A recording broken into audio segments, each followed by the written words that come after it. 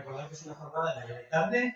Cada mañana tenemos dos mesas maravillosas que van a agradecer a las personas que ya están por aquí, a las personas que van a participar. A la tarde tenemos 3 talleres y sabemos que muchas de vosotras no vais a estar en la tarde porque hay una mañana de Palestina.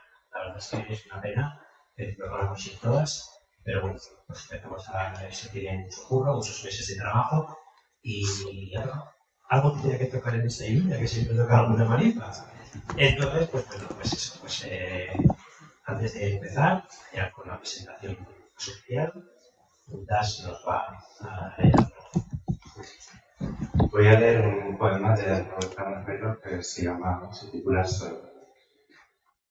Soy una tumba, soy Jan Genet, soy este verso que se da sin que se pueda comentar.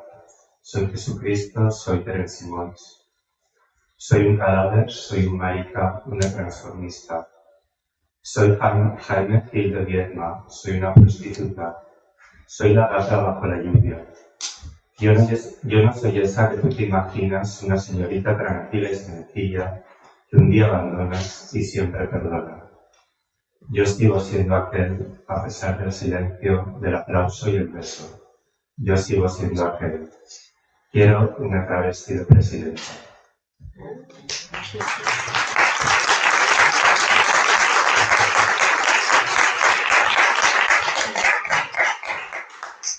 Orain bai.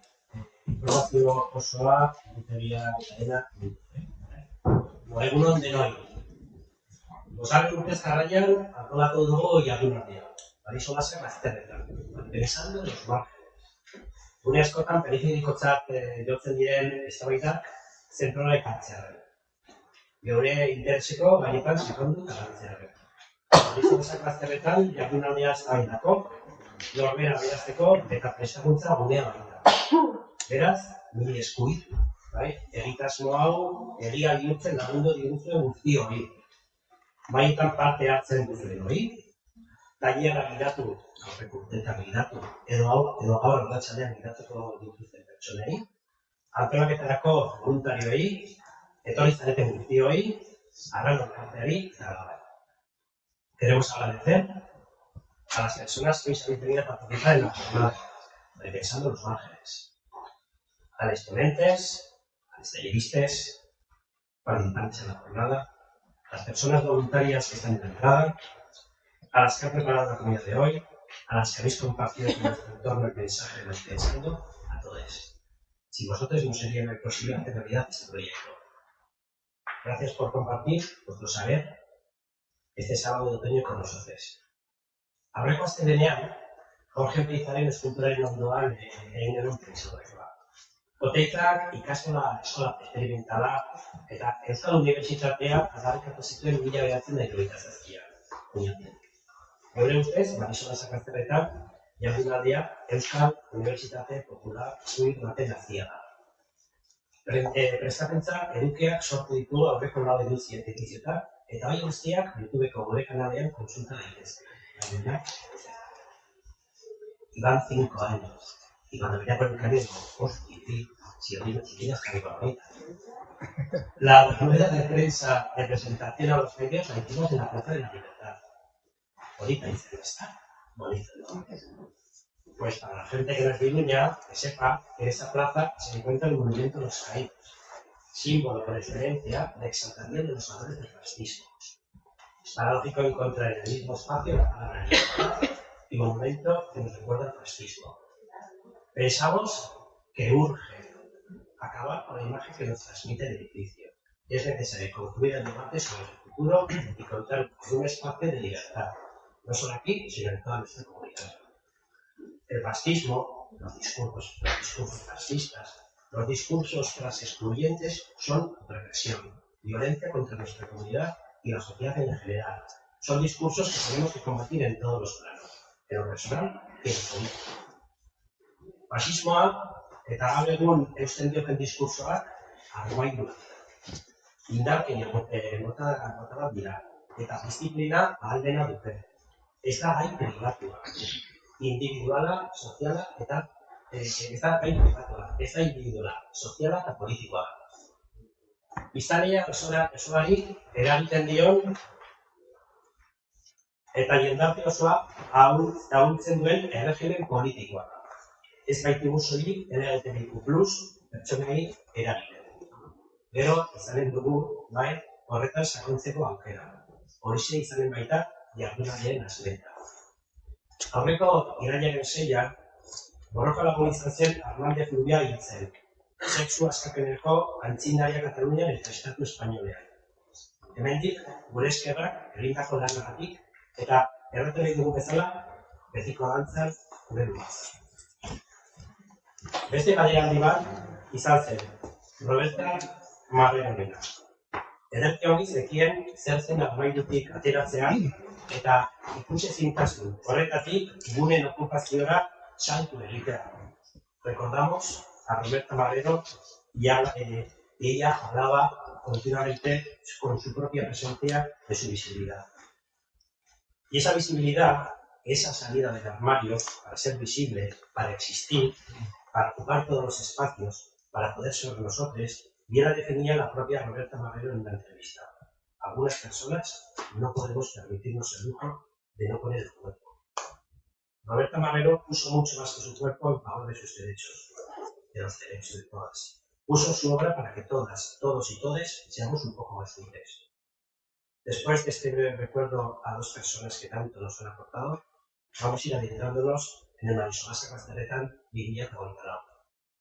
En esta quinta edición presentamos nuestro nuevo logo.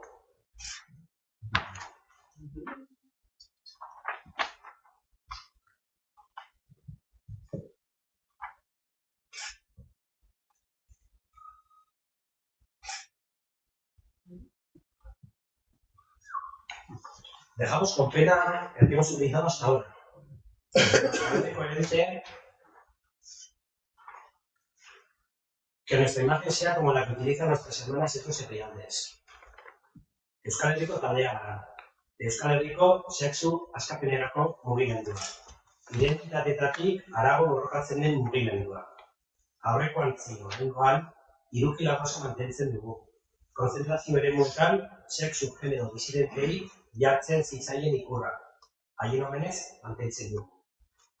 Aurtengo edizioan ez da euskara asko dituko, baina aurki xoka bite disidenteak jardunaldiaren bigarren edizioa aurkeztuko dugu. Euskara hutsean, azaroaren ostean, 13an eta 19an. Labat, hemen ere, iruñan. Lehenengo mailari hitza eman aurretik, Palestina izan nahi dugu gogoan.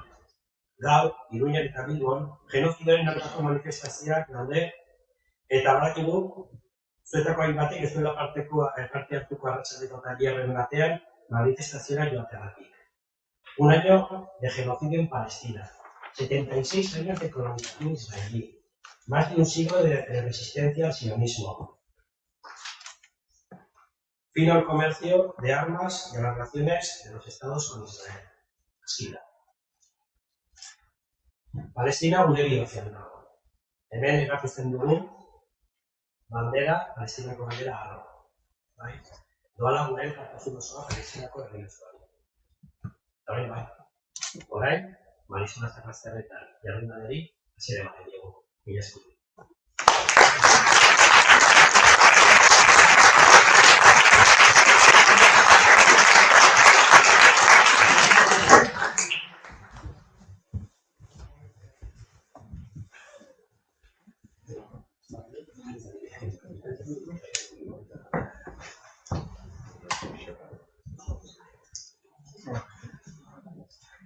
Bai, kaixo, txikek, ez toka.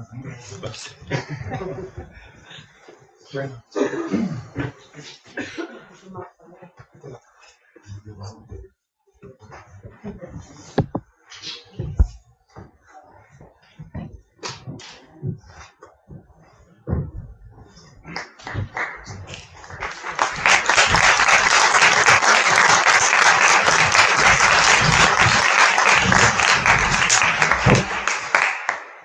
Bueno, motolako sartze bat eman izia, eta benerik etxein guten egiten guztia, zen gorte prestatuta guztion. Javierren burua irakurtzen nuen bitartean, alde batetik izugarrizko prozesuna marten izenan, armairuaren inguruan dituen pentsamendu ikuspegiak islarazten zituela. Askotan bezala, gure bizitzak bakarra sentitzen garen moduan, ez ditugu partekatzen eta norberaren pentsamendu bakarrik horrekan beste batek antzekotasuna edo berdintasunarekin hitz egiten dutela oso pozgarria da.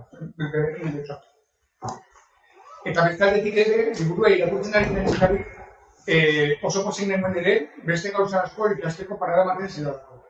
Beste referente batzuk, filosofoak, ikuspegi feminizatik sortu dituzten diskurtsoak edo teoria sortu dituen emakumezkoen teoria, oso aberazgarriak iruditzen eta, irakurrera nahiz, baina ez nahiz horren irakurre, ez? Eta proletarioan bezala, bada jendea liburuetara aukera ezberdintzak izan dituena eta beste batzuk maiz, eta pozgarria ditu ditzera.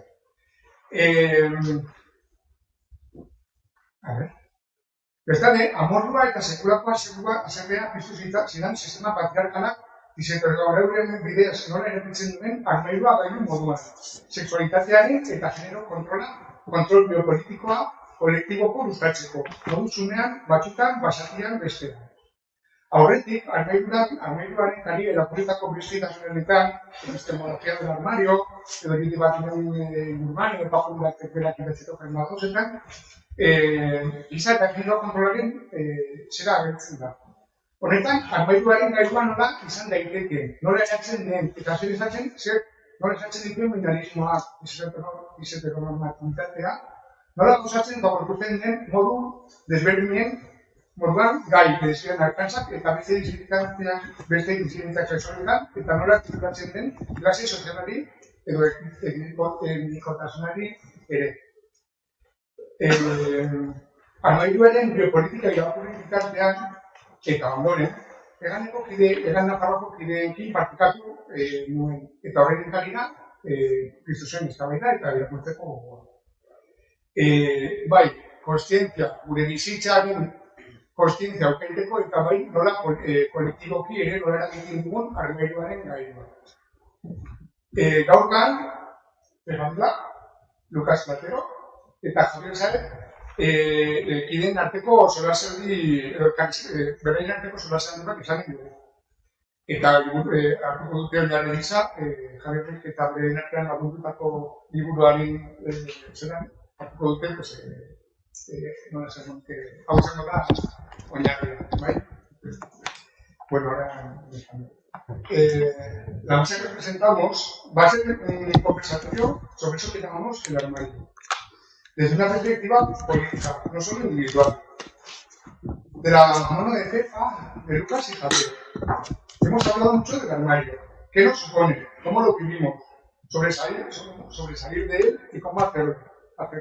Sobre los beneficios de la persona que se sobre la intermitencia de las salidas y de las entradas. Sobre las dificultades para llevarlo a cabo, etc. Pero se ha explicado poco sobre cómo se construye ese dispositivo. ¿De qué está hecho? ¿Cómo funciona? ¿Cuándo aparece? ¿Qué mecanismos, discursos y prácticas lo configuran? ¿Cómo se entra en él y cuándo se puede entrar en él? ¿Cuáles son sus implicaciones en las políticas que regulan la sexualidad y el género? Y los efectos individuales y colectivos sobre las personas que viven en él o que entran o se venden. Partiendo de decir que políticas del armario, veremos cómo el armario se puede entender de muchas formas, con diversas dimensiones políticas, como un espacio, como una relación social, como un sistema de opresión, como un espacio de crear disidencias y resistencias, como un régimen político, como una temporalidad, como una epistemología. Es una pasada, el libro nos ha encantado, por eso un poco también decidimos invitarlas, ¿no? Y creo que, bueno, que es una de Carmen Núñez, que saben la vida. Vale.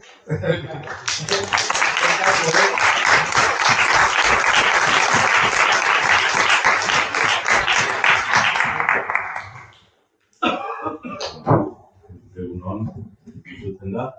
Bai. Egunon guztioi. Eskerrak ban egizkiet antolatzailei, Nafarroari, Euskal Herriari, mila esker bihotzez.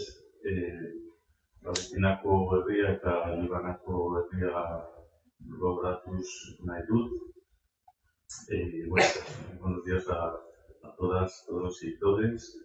Y agradecer a Ega, a Parroa, a Óscar, a todos los que habéis organizado esta preciosa jornada y también a los organizadores que nos hayáis invitado y a las personas que habéis venido también. Bueno, como comentaba Óscar, la idea es usar el texto de este libro de política del armario para hacer un diálogo entre nosotras y vosotras también. Y un poco también usar el libro como pretexto para un debate político, ¿no? Que es lo que nos interesa. Yo voy a hablar brevemente de un poco el origen del libro, por qué decido escribir este libro, y luego pues ya tenemos este diálogo entre parejas y yo, que también les agradezco mucho que me acompañen, porque es un grupo de personas que quiero y que me han aportado muchísimo, ¿no? Y que están detrás también del libro, me ayudaron a revisarlo y también te lo agradezco. Bueno, la idea del libro, de algún modo, era darle una dimensión política al tema del armario. Así se ha hablado mucho de los activismos de los 60, 70, 80, de la salida del armario, pero si os fijáis, siempre era con un enfoque muy individual. Parecía que era un problema tuyo, ¿no? Que cada uno una tenía y bueno, tenía que apañárselas para salir. Había incluso cierta demanda, cierta incitación a salir del armario. Pero, bueno, esa visión a mí no me parecía muy convincente. O sea, me empezaba a dar cuenta por los activismos que hemos hecho estos años y las vidas de la gente, ¿no? Que si lo veíamos como un dispositivo de control social colectivo, es un poco la idea de biopolítica de Foucault, lo veía como que al final era un dispositivo que regula grandes masas de población. O sea, ya no es un problema individual, sino aquí uso más la idea de Teresa de Laurentiis de tecnologías de género. Y bueno, al final, si lo ves como una tecnología que regula sexualidades buenas y malas, ¿no? Y regula las corporalidades, las relaciones.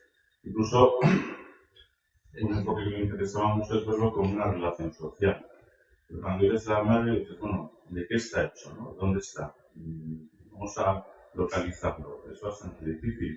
En cambio, si lo ves como una relación social, que de hecho es como más de estudio del capital también, ¿no? El capital es dinero, es pasta, no, es una relación social. Pues el armario también. Es una forma de regular las maneras de relacionarse las personas y las sexualidades y los deseos. Entonces, bueno, tirando sobre todo más de la obra de Teresa de Laurentiis, que me interesa más que Michel Foucault, salían muchas líneas de fuga para entender el armario como regulador de sexualidades, como una forma de control social, pero de poblaciones enteras. O sea, ya no hablamos de un tema individual. Eso digamos que escatima el problema político que hay detrás del armario, ¿no? Entonces, bueno, esa es un poco la excusa, si queréis, aparecen ya a partir de ahí, tenemos muchas líneas de fuga, el armario se puede entender de muchas maneras. Y bueno, pues ahí tuvimos también el apoyo de Bellaterra, que es la editorial que ha publicado el armario, que es el libro, y que está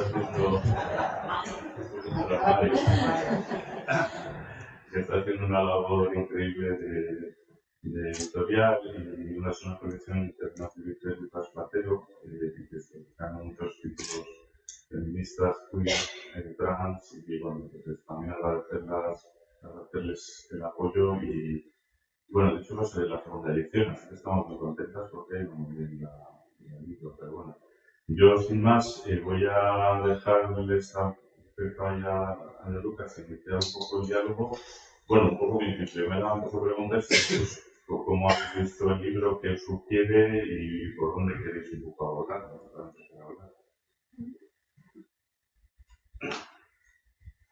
Un placer estar aquí de nuevo compartiendo en Iruña, en este edificio, además, que tuve la oportunidad de abrir una exposición en plena COVID y en plena inundación de la ciudad. pero con un título, además que conecta, o que quiero conectarlo con lo que aquí vamos a hablar, que se llamaba Siempre estuvimos aquí. Es decir, esa continua apelación a salir del armario interpela también la historia más allá de nuestras biografías, de nuestras vidas, apela a la memoria. Y me interesan mucho las tres banderas que hay aquí en la mesa. Una es la bandera que creo que está aquí a mi derecha. Es una bandera que habla de la radicalidad de las diferencias. Es decir, de que no todas, ni todos, ni todos los que estamos aquí, ni los que representa esta bandera, somos iguales. Que la potencia de la política y de la radicalidad está en la diferencia, en articular esas diferencias. Con lo cual, el armario también, o apelar a la hora de interrogar el armario, esta biopolítica, este libro tan bien desplegado que hace mi amigo Javi, en sus diálogos teóricos, pero también con la vida, que es a lo que hay que poner a disposición la teoría, hacer hablar la vida, que emerjan los cuerpos, que emerja nuestra experiencia, tiene que ver con esas diferencias. Es decir, no somos iguales, ni habitamos los mismos armarios, ni salimos de la misma forma, ni queremos salir todas y todos del armario. Y esa bandera es importante. La segunda bandera es esta del triángulo rosa, que para mí es bandera preferida. Es la bandera de la memoria. Es una bandera de la memoria del trauma, de la dirección, de la muerte, del dolor, de los campos de concentración, del exterminio. Y hay muchas maneras de exterminar a los pueblos, a la gente, a nosotros, a nuestra subjetividad, la mutilación de los cuerpos, la muerte directamente, como pasó con Samuel en A Coruña, sin ir en mi tierra, sin ir más lejos. Es decir, es otra memoria que representa esa bandera que está también en este libro. Es decir, hablar del armario es hablar del trauma, de la memoria, de la exterminación y de todo lo que ello supone. Una tercera bandera está ahí, que es la bandera palestina. Está hablando de un genocidio televisado y está hablando también de la imposibilidad de un pueblo de poder ser y de poder articular su vida. Está hablando de la atrocidad del colonialismo, del imperialismo y de la política de la guerra, ¿no? Y está hablando también de una cierta amnesia y un cierto distanciamiento que quiero pensar que como comunidad queer, como comunidad boyera, como comunidad marica, tenemos que interrogar y hacer algo. Y en ese sentido, para mí estas tres banderas forman parte del debate político que está dentro de este libro. Es decir, la propia memoria, la propia diferencia como radicalidad política y la política queer como un proceso de internacionalización, de internacionalismo político radical con personas, con pueblos que están machacados y contra los excesos y los abusos de todo tipo de poder, de la aniquilación de las diferencias, de la aniquilación de los sujetos subalternos a escala global. Y quería empezar esta intervención pues diciendo o apelando a un compromiso mío, personal, pero espero que de todas las personas que están aquí presentes, que desde el río hasta el mar, Palestina vencerá, Palestina libre, y que las personas queer tenemos que estar en este momento debatiendo en todos los actos políticos como este libro, lo que está pasando actualmente en Palestina. Este libro tiene mucho que ver con esa apelación y con esa necesidad de hacer una política radical en relación a los pueblos. Eso es una relación social política, apelar a ese compromiso.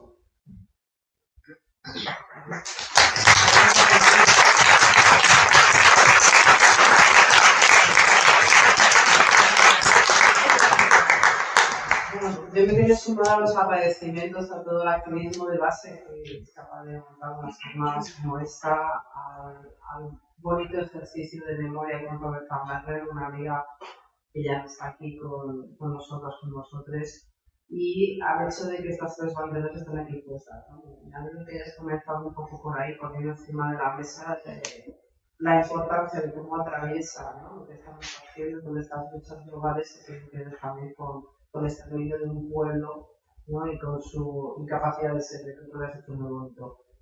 Yo quiero agradecer también a todas las caras amigas que estáis aquí hoy y pensar un poco entre de broma y no de broma sobre el lobby queer, ¿no?, sobre esta gente que a través de las redes de amistad hacemos política, hacemos activismo, hacemos ideas, hacemos libros, hacemos una confabulación que nos sostiene en lo cotidiano y que nos ayuda un poco a enfrentarnos a un contexto que yo quiero subrayar que el armario tiene mucho sentido en el debate actual, porque estamos inmersos en un contexto de políticas neoliberales que de alguna manera nos devuelve a ese lugar del armario de portarse bien, de tener un aspecto presentable, de sobrevivir en un contexto donde no es muy fácil para algunas personas, ¿no?, más que para otras, donde se están moviendo mucho más fuertes algunas fuerzas, ¿no?, sabemos el Vox, otros grupos políticos y sociales, ¿no?, de la derecha, de la extrema derecha, y nos están trayendo ideas y discursos que hace 10 años yo creo que ninguna de las personas que estábamos aquí hubiéramos pensado que fueran posibles en el espacio público. Y no solo eso, sino que tenemos enfrente también como dice Andrea Davis, unas mujeres que se asocian con el feminismo, ¿no?, y que tienen un activismo antitrans, que generan como una cierta red, aunque son tres actores políticos un poco distintos, que tienen una fuerza muy fuerte, ¿no?, a la hora de plantear que unos temas no son posibles, que deberíamos callarnos sobre algunas cuestiones, que no deberíamos pedir tantas cosas. Bueno, lo que ya hemos oído tantas veces para tratar de bajar el tono, ¿no?, a las demandas, a la lucha política que encarnamos, ¿no? Y en ese sentido, de nuevo, creo que el armario, ¿no?, toda esta discusión que tenía Javier con este magnífico libro, tiene que ver con esto, donde nos posicionamos alrededor de la experiencia que tenemos con activismo, ¿no?, como muchas veces hemos luchado por la visibilidad, por poner, ¿no?, caras, espacios, debates en el centro, ¿no?, de lo que estaba sucediendo, y al mismo tiempo todo este impulso conservador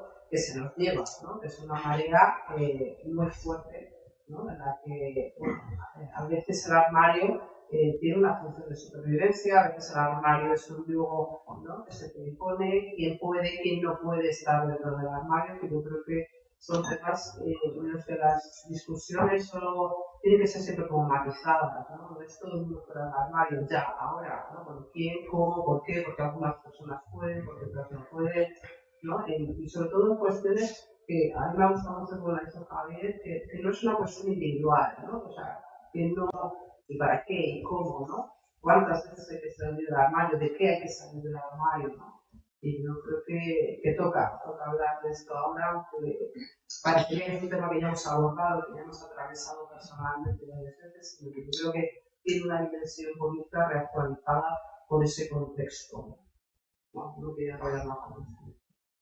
Sí, gracias. Yo creo que son buenas ideas y me estaba dándose pensar que algunos escuchaban y en relación también con Palestina. Por cierto, la bandera está al revés, es verdad que por aclarar en algún momento bien, que nos gusta mucho invertir las cosas, pero invertidas con nosotras. Claro, una de las líneas del libro que tiene que ver con lo que estás diciendo es precisamente hasta qué punto el armario es un concepto colonial. O sea, yo también tengo, bueno, ya activistas precisamente palestinos, hablando de una noción que desarrolló, creo, Jacques Virtual, que es el homonacionalismo.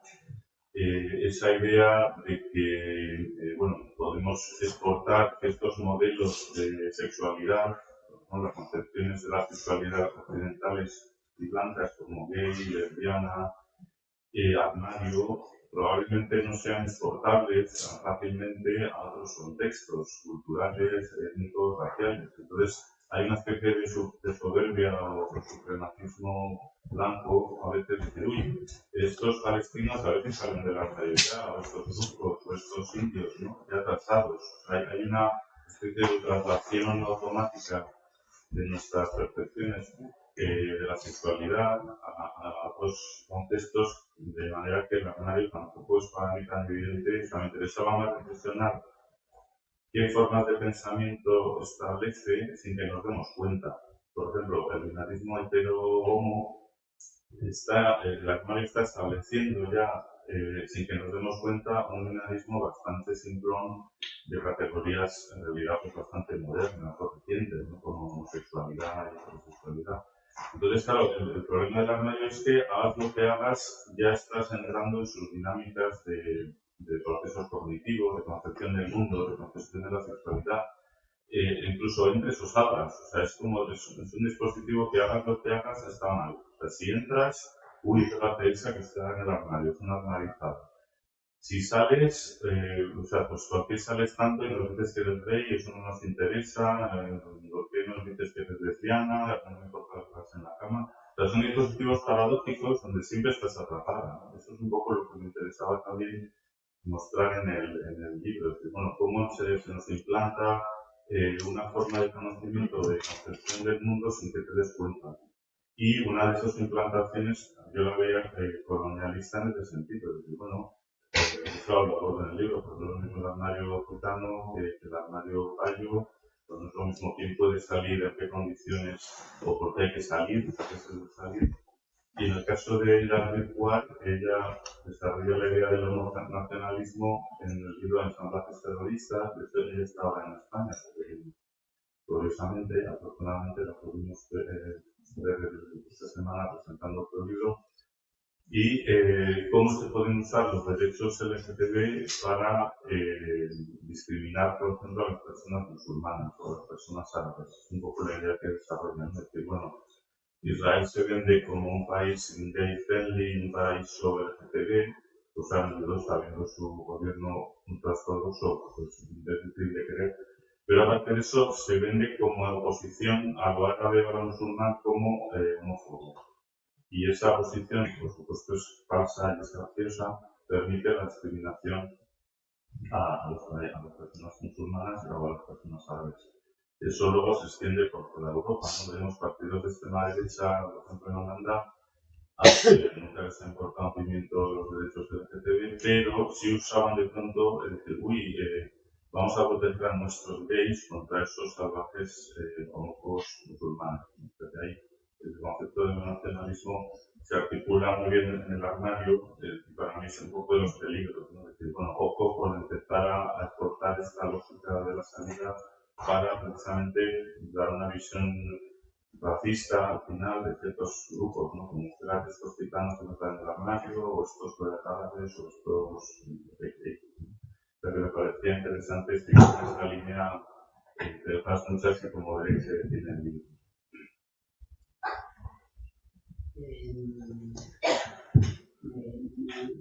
Me interpelas.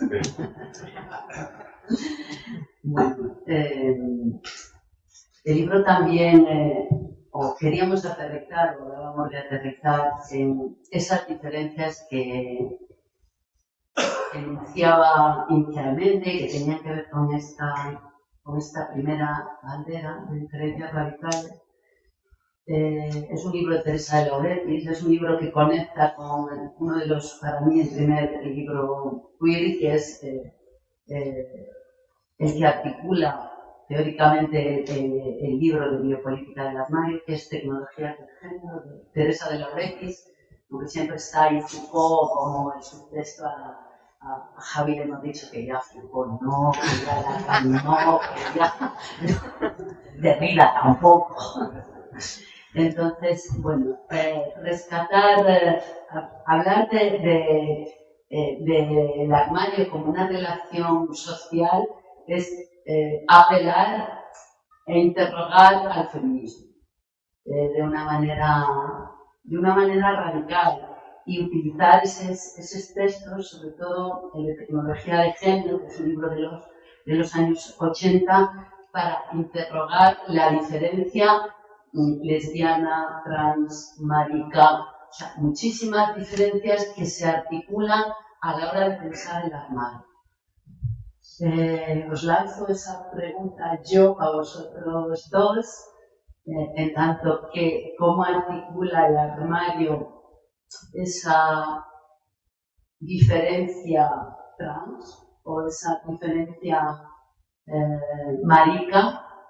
Y a mí me gustaría también reflexionar sobre la posición que el sujeto lesbiano, en tanto que sujeto colectivo, ¿no? En tanto que sujeto individual, articula un lugar o tiene un lugar concreto en el armario y que de alguna manera discute todo el rato con la teoría y la militancia, es decir, qué pasa con los cuerpos, con diferentes vidas sociales, políticas, encarnadas en esa diferencia.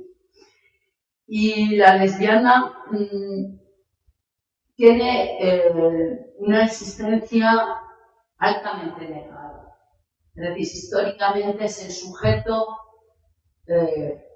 más fantasmático del armario, porque a pesar de su carnalidad, a pesar de nuestra existencia, a pesar de todo lo que da cuenta de las posiciones lesbianas históricas, su existencia sigue siendo ninguneada, sigue siendo subalternizada, sigue siendo un lugar premoderno y sigue siendo un lugar en el que, a pesar de las salidas masivas del armario, a pesar de que el feminismo enuncia a ese sujeto, a pesar de que el feminismo se enfrenta al sistema patriarcal como el lugar que el sistema que articula la invisibilización y el ninguneo de las mujeres y el uso de los cuerpos, es decir, el control especialmente de los cuerpos de las mujeres y por consiguiente también el de las lesbianas. Y a pesar de las resistencias y a pesar de todo lo que ha sucedido, el sujeto lesbiano sigue siendo un sujeto transparente en pleno siglo XXI. Esa es algo que está y que aparece de alguna manera y con el cual se discute en el libro. Es decir, qué pasa con la marica, qué pasa con trans y qué pasa con la lesbiana. Y dentro de esa sopa de letras y dentro de la propia historia del feminismo, el sujeto lesbiano también sigue estando en el armario políticamente. Es decir, la dificultad histórica de poner, de articular ese sujeto como un sujeto revolucionario, como un sujeto que desplaza, como un sujeto que revienta ese armario.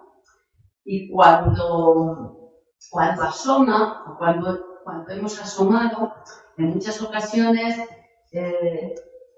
es como una extensión del armario o de un armario que tiene que vivir, a ver si me sale la metáfora, en un lugar en el cual una persona se le invita a salir del armario para habitar lugares en los cuales se armonizan de nuevo. A ver si me explico. Tiene que ver con la asimilación, tiene que ver con el homonacionalismo que indicaba Daniel Virtúa, pero tiene que ver con esos procesos de ser alguien siempre en relación a un sistema dominante y basado en la diferencia sexual. Es decir, lo que tiene el armario y lo que tiene la perpetuación del armario, y que las lesbianas lo vivimos de una manera muy significativa, es regular la existencia de un sistema capitalista y patriarcal que está sujetado en el binarismo de género y en la diferencia sexual, en que sigamos siendo hombres y mujeres a pesar de todo. Y la lesbiana, como sujeto, no quiere ser mujer. Ya ha dicho hace mucho tiempo que no somos mujeres, dentro de su participación dentro del feminismo incluso. Estamos diciendo que la construcción de la mujer es una construcción alienada y que pertenece a lugares de discriminación histórica. Y la lesbiana, en su salida del armario, tensa de una manera radical esa existencia normativa, esa existencia de ser mujer y de ser hombre, o de ser una mujer para los hombres, de ser una mujer para el sistema que reproduce la diferencia sexual en tanto que productiva para el capitalismo y para la opresión en general. Es un megasistema, es una mega relación social opresiva. Y Javi en el libro cita mucho a Federici en este sentido y toda la historia de la posición de las mujeres. En esta invitación a salir del armario, en esa invitación y en esa discusión política, el riesgo siempre ha sido el participar y homologarnos en tanto que una identidad individual. Invitarnos a ser y a reproducir un sistema y una serie de relaciones eróticas, de trabajo, de vida, con las cuales el mundo funciona. Es decir, el mundo, y esta es mi hipótesis, y esta es una hipótesis de discusión, participar en este mundo sin cuestionarlo, participar en tanto que lesbiana, transparente, en ese sentido es estar en un armario gigante, que es el armario que reproduce las relaciones, sin cuestionarlas, de la heteronormatividad y las relaciones sociales que el capitalismo y el patriarcado definen y a las cuales nos invitan a existir.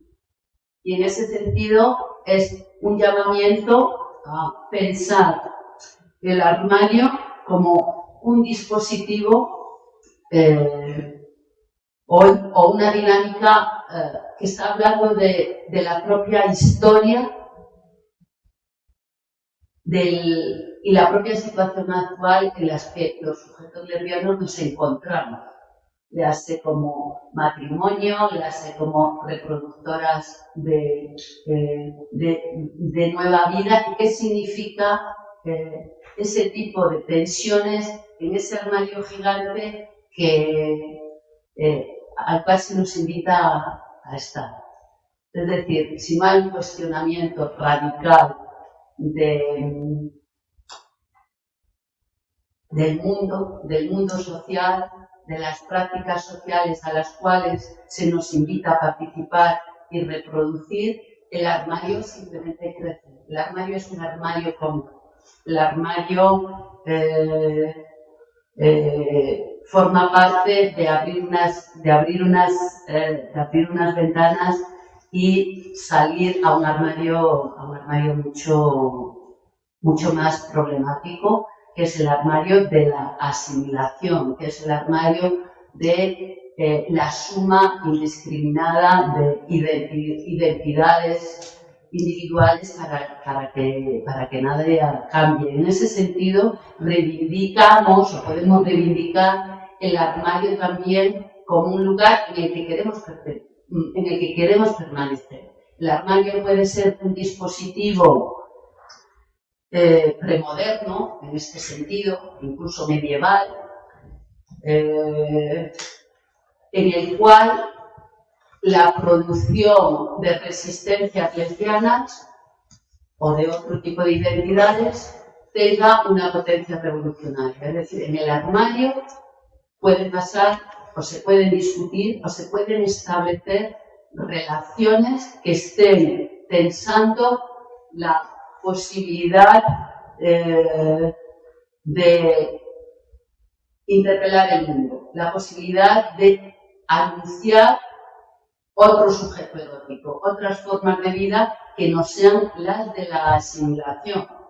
Por eso hay mucha gente, de eso se discute mucho en temas de temporalidad queer, muchas personas lesbianas, muchas personas queer en general, que a pesar de toda la conquista de derechos, de toda esa salida, esta invitación al armario, a la pertenencia, al mundo social, a la homologación que tenemos, sienten una cierta incomodidad, incluso una cierta melancolía, un cierto rechazo al presente histórico, en tanto que el gran armario en el cual se nos invita, al cual se nos ha invitado a salir, paradójicamente. No sé, y en ese sentido, para mí el sujeto lesbiano es el sujeto más paradójico y a la vez que enuncia más tensiones en ese devenir de una nueva posibilidad de generar mundo. Y en parte me interesa mucho también la reproducción social de otras formas de vínculos y de otras formas de familia y de afecto que las lesbianas, los cuerpos lesbianos están llevando a los escenarios sociales para pensar esa normatividad, esa reproducción capitalista de la modernidad, en definitiva, ¿no? Y eso es bueno lo que quería plantear en torno a qué significa para mí el armario desde el punto de vista del mismo. Yo voy a recoger un poco tu pregunta y pensar a través, ¿no?, de las vidas y las experiencias trans. Yo creo que de fondo hay, pensando en el armario, ¿no?, por lo trans, creo que hay una discusión muy importante que se ve en lo cotidiano cuando la gente a través del armario está preguntando, ¿pero tú en realidad qué eres? ¿No? Cuando la gente hace alusión al antes del armario, ¿no?, al tiempo del armario, al después del armario, ¿no? Es decir, ¿cuál de esas existencias es la verdadera? ¿No? Como que el género tiene un peso muy importante en la relación social a través de la sexualidad también, pero creo que es una imposición como muy temprana, incluso prenatal, ¿eh?, donde la gente fabula con los hijos propios o ajenos, ¿no?, de que si será un niño, si será una niña, por supuesto no son los ojos que será un niño, y yo creo que ese centralismo del género, pensar que realmente alguien es un hombre, que realmente alguien es una mujer, reifica, ¿no?, y significa una manera muy binarista de percibir el mundo, desde que tampoco son ajenos a las personas trans, es decir, que yo a veces me acuerdo de Mauro Cabral y de otras personas que dicen, bueno, es que les estamos pidiendo a veces a las personas trans hacer un activismo de cuestionar las normas de género que el resto de la gente no hace, ¿no? Cuando la gente dice, las personas trans reproducen las normas de género, ¿no? Los chicos son muy chicos, las chicas son muy chicas, y pues es que es un vistazo a la calle, ¿no? Es decir, que esto es lo que nos encontramos en la calle. Quizás es injusto pedir a la gente en posiciones muy minoritarias, en posiciones muy vulnerables, hacer un activismo de bandera cuando el resto que quiere sentado a nuestras civilizaciones no se atreve a hacer eso tampoco, ¿no? Igual que es importante, el armario sí que, o la lógica del armario, nos lleva a pensar en la sexualidad verdadera o en el género de verdad que tiene alguien. Yo creo que muchas de nuestras existencias tienen mucho más que ver con la fragilidad de muchas de esas normas y cómo, de cuántos armarios hay que salir, ¿no? O cuántas transiciones hacemos a lo largo de la vida, ¿no? Con la sexualidad, con el género, con la edad, con la clase social, con lo que hemos hecho, ¿no? Y el gran eje vertebrador de las existencias trans yo creo que es el passing, ¿no? Esta cuestión de que se te note o que no se te note que eres trans que organiza el mundo trans de una manera muy rígida, desde el propio sistema médico que entiende que hay que dividir entre los verdaderos transexuales y los falsos transexuales, que le van cambiando de nombre, pero la idea es un poco la misma, ¿no? De generar descartes, ¿no? de la gente que solamente quiere hacer modificaciones corporales, pero no es una transexual de verdad. Es decir, la persona que encaja muy bien hace una transición de mujer a hombre o viceversa, sin ningún estado intermedio, sin ningún cuestionamiento, con una adherencia clara a la heterosexualidad y a las normas dominantes, y al mismo tiempo se cuestiona la veracidad de lo que dicen las personas trans cuando se someten en esos procesos de interrogatorio médico para subirse a las normas. Es decir, me obligas a mentir, sabes que estamos mintiendo, pues nos obligas a mentir y al mismo tiempo, una vez más, desacreditas lo que las personas trans dicen sobre sí mismas y los cuerpos. Pero estamos atrapados en esa mentira, ¿no? Cuando las unidades de identidad de género que se han quitado la ley de trastorno, pero siguen tratando a las personas trans como trastornadas, como incapaces, como infantiles, como inútiles para decidir sobre su propia vida, nos están pidiendo un recorrido médico, donde el guión médico es muy agotado y siempre pasa, ¿no? Con una tutela, y ahora ahí tenemos un nuevo marco legal distinto, tenemos algunos avances, tenemos una gente joven no binaria muy fuerte que está generando un cambio de paradigma, pero aún así hay un repliegue. Este marco conservador del que hablaba antes se está viendo muy claramente en los colegios profesionales, incluso en el de psicología, donde se está haciendo una vuelta a la importancia del diagnóstico, el por qué todas las personas trans tienen que estar diagnosticadas, por qué todas tienen que pasar por un servicio psicológico. Y esto lo está diciendo la gente LGTB de los colegios profesionales, y esto es muy grave. Lo están diciendo compañeras lesbianas, lo están diciendo compañeros gays, que ellos no se autodeterminan de género y que por qué nosotros tenemos que autodeterminar el género de los demás. Bueno, cuando tú por la mañana te vistes, cuando hablas, cuando te presentas, estás haciendo una autodeterminación de género, perdona, ¿no? Todo el mundo nos afirmamos de una manera u otra en cómo nos presentamos ante el mundo, en cómo hablas, cómo entonas tu voz, cómo eliges, ¿no? Cómo relacionarte con ese contexto. Y el passing, yo creo que está muy relacionado con el armario, no es el armario trans, es decir, se te nota, ¿no? Y tú decías antes de una manera muy interesante, quizás la pregunta del armario es solo para algunas personas, es muy occidental, es muy colonial, porque hay mucha gente trans que no tiene posibilidad de estar dentro del armario, ¿no? Yo creo que además el activismo latinoamericano de las travestis lo están poniendo encima de la mesa, ¿no? El reclamarse travesti, que está muy lejos de reclamarse trans en España, tiene un lugar político desde la vulnerabilidad de la imposibilidad de ese armario, ¿no? Y de la presentación como uno de los pocos lugares en los que la gente puede sobrevivir, ¿no? Entonces, en ese sentido, yo creo que las vivencias de las mujeres trans, ¿no?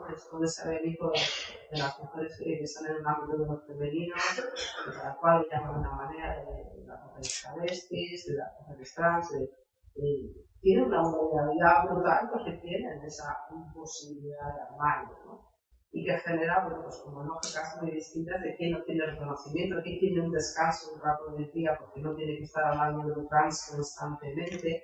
Es decir, que hay un lugar de cierto descanso, pero no tanto, porque luego tiene sus secretos, ¿no? Que es el secreto del armario. Es decir, si las mujeres trans contan continuamente. Si no dices que eres trans, es más fácil relacionarte, es más fácil ligar, pero luego tienes un secreto que cuando se desvela genera una violencia que se vuelve mortal, ¿no?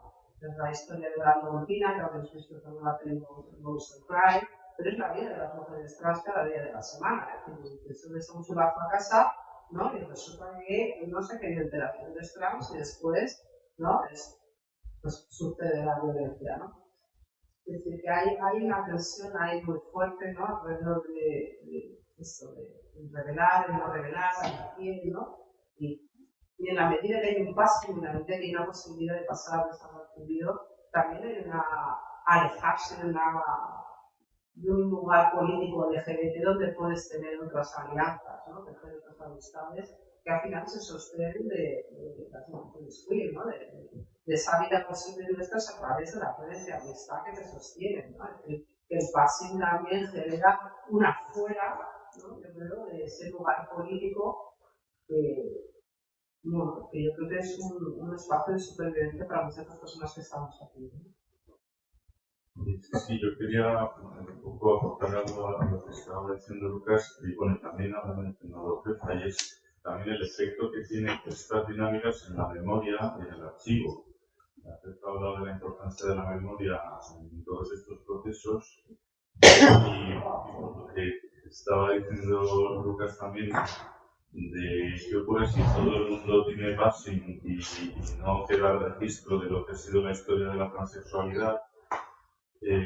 Desaparecería de la memoria también. O sea, hay un problema histórico muy importante de cómo hacer activismo y cómo hacer memoria si el armario, si se armoniza el archivo. O sea, de algún modo el armario es un archivo y el archivo es un armario. O sea, yo hago un análisis de la memoria de los efectos que tiene el armario en el sentido, pues si guardamos y quemamos los archivos policiales de la represión franquista, desaparecería de la historia la represión homófoba o lesbófoba, transfóbica.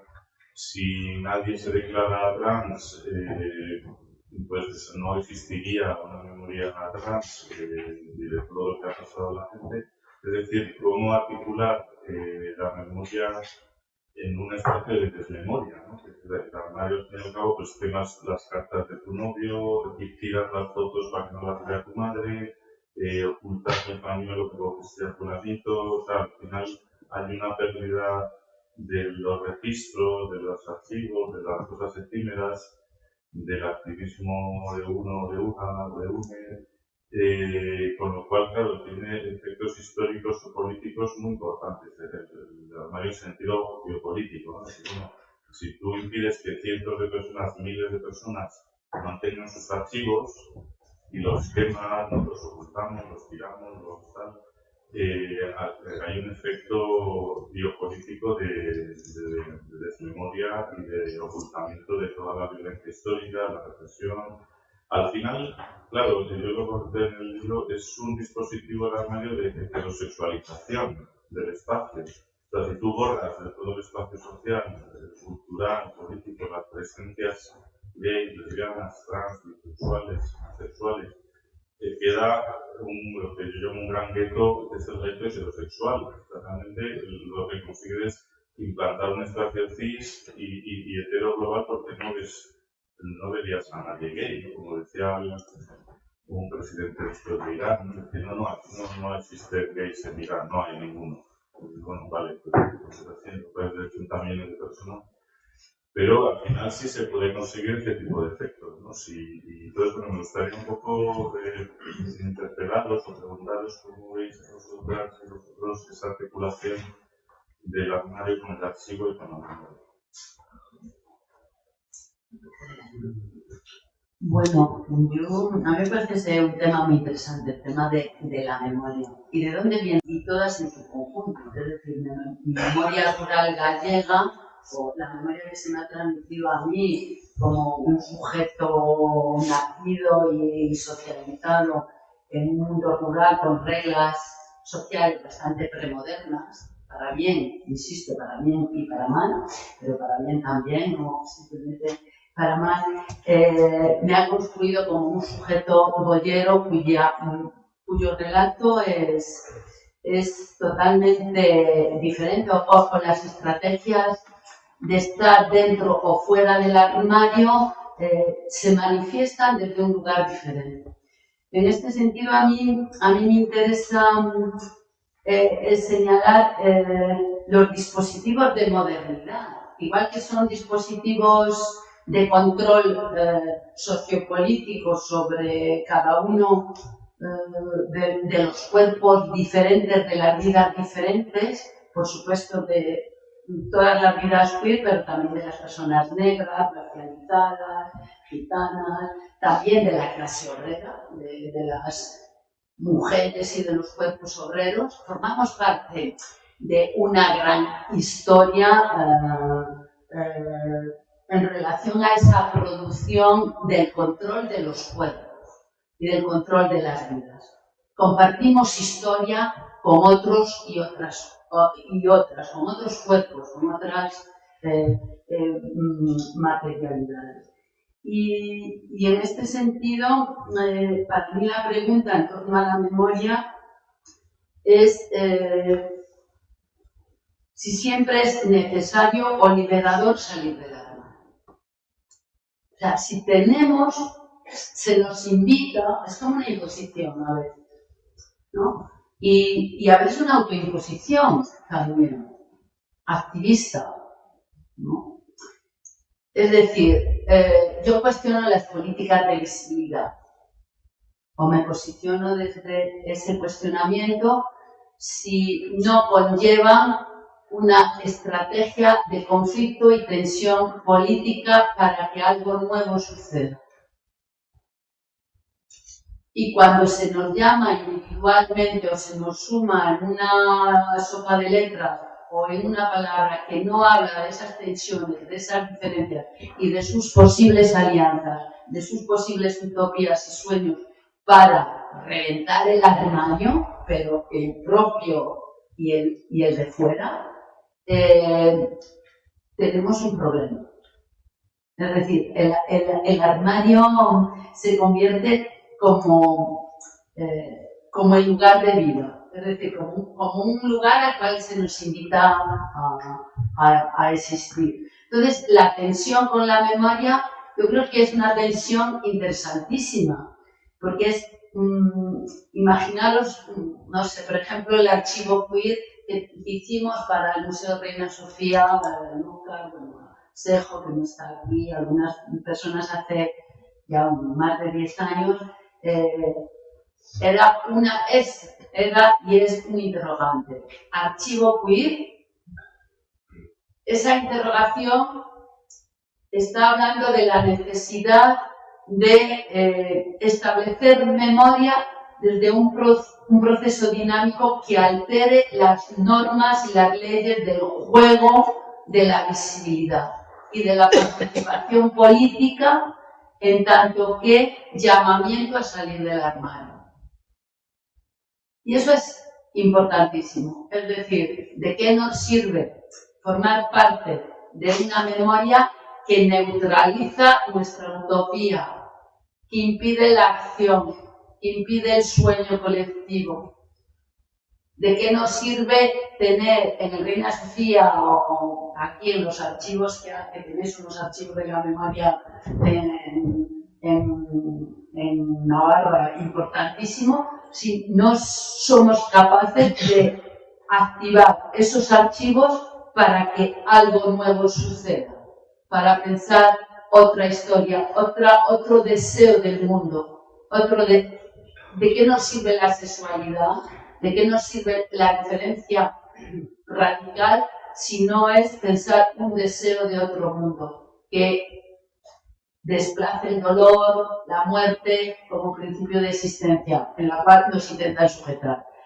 Por lo tanto, para mí, articular la memoria supone un conflicto con el pasado y con el presente continuo.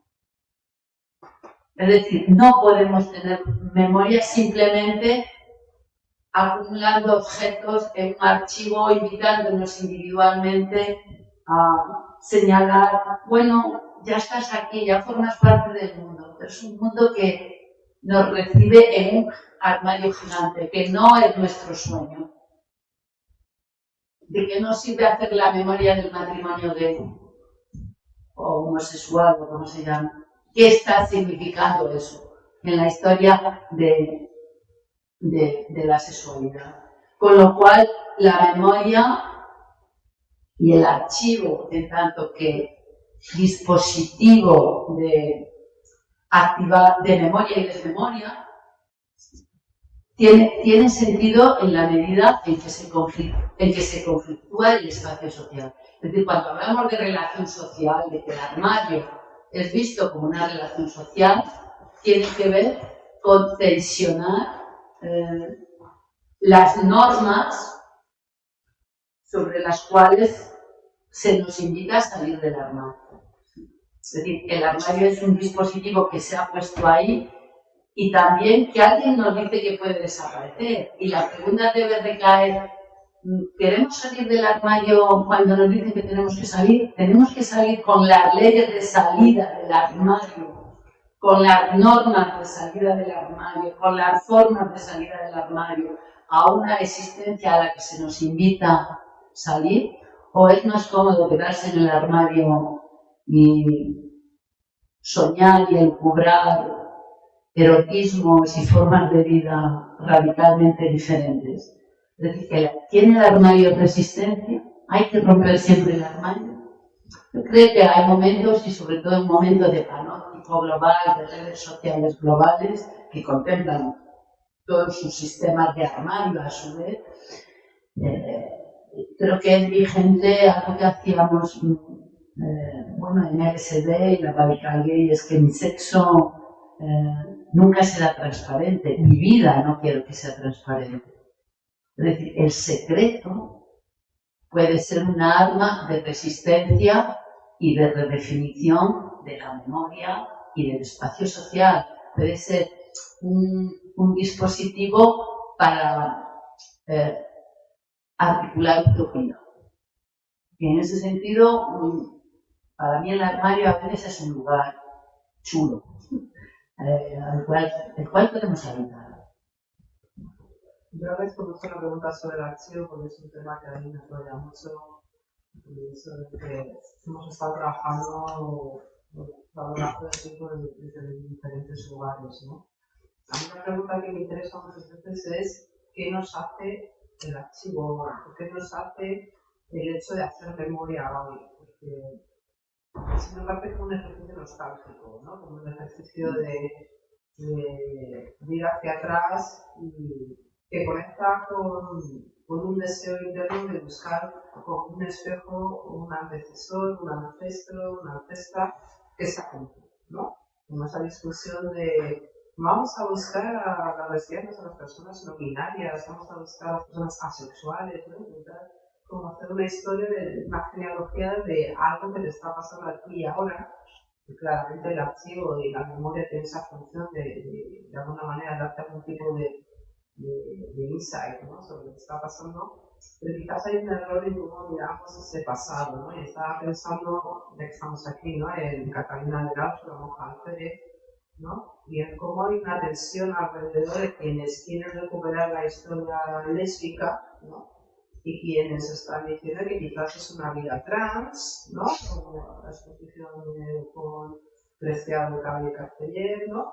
O quien está diciendo, bueno, quizás es una experiencia no binaria. Y a mí, la verdad, que no me interesa tanto como tratar de cerrar, ¿no? De cuál es exactamente la evidencia de esta persona, que por otra parte es muy problemática vista desde ahora, porque pensar, ¿no? El exterminio de los pueblos originarios en Latinoamérica, el uso de la violencia, la masacre, en fin, como que, bueno, no es tan fácil y al mismo tiempo todas estas personas pegándose por encontrar un ancestro, una ancestra, un ancestre que les represente bien. Entonces yo creo que, esto fue una acción que repartieron pasquines, ¿no? Del robado, la memoria lésbica, ¿no?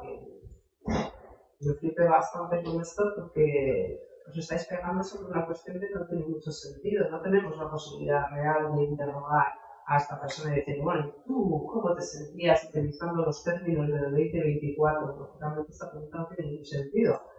Pero hay algo de la ilegibilidad que tú decías muy bien, ¿no? De no ser transparente, ¿no? No, es que Catalina de Rauch en este texto decía que era un hombre, ¿no? Y en este otro hablaba de ser las mujeres, ¿no?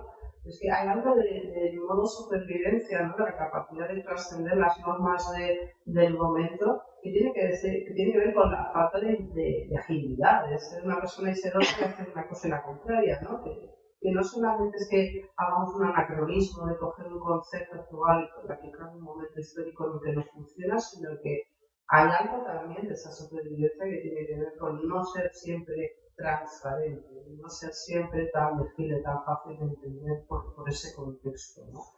Y en ese sentido, yo creo que muchas personas hacen como esa búsqueda en el pasado porque es importante construir una genealogía, pero tienes que dejar también espacio a que esas personas no sean como tú te gustaría y a ti bien que fueran, ¿no? En ese sentido, como poner cada cosa en su sitio, ¿no? Es decir, ¿qué necesitas tú en el ejercicio de memoria? ¿Qué hay en el archivo? ¿Qué no hay? ¿Por qué no está? ¿Por qué hay cosas que no van a estar nunca en el archivo? Y que muchas veces del archivo lo que tenemos es lo que la represión te devuelve. Es decir, tienes un archivo policial, te dice unas cosas, tienes lo que no ha terminado en la basura. Es decir, que desafortunadamente para muchas de las personas que estamos aquí, incluso nuestro propio archivo, pues muy probablemente va a terminar en la basura. Es decir, qué cosas permanecen, qué cosas están pensadas con un sentido efímero, ¿no? Los propios carteles que hacemos, la propaganda, ¿no? Nunca ponemos las fechas de las cosas, ¿no? Nos ha pasado con las cosas de la RAI y del SD, que no tienen fecha, porque no estaban pensadas para durar, estaban pensadas para usarse, es decir, qué significa, la que permanece es lo importante o la que permanece es la que es un accidente del archivo y está ahí, y que hay... Bueno, hay muchas cosas que pensar alrededor de ese armario del archivo, pero yo creo que es un lugar muy interesante para ver qué nos hace, ¿no? Cómo nos afecta el archivo, ¿no? Interpretar las cosas, esa conexión que hay entre el pasado y el presente. Y yo creo que mucho del pensamiento queer tiene que ver también con pensar el tiempo, las temporalidades. Y nos pasa que tenemos como un tiempo continuo, que no es el tiempo heterosexual, lineal, sino que a veces el pasado y el presente se tocan, ¿no? A veces a través de la fantasía, del deseo, del archivo, pero que tiene que ver con una cosa un poco más, no sé, poética o onírica, ¿no?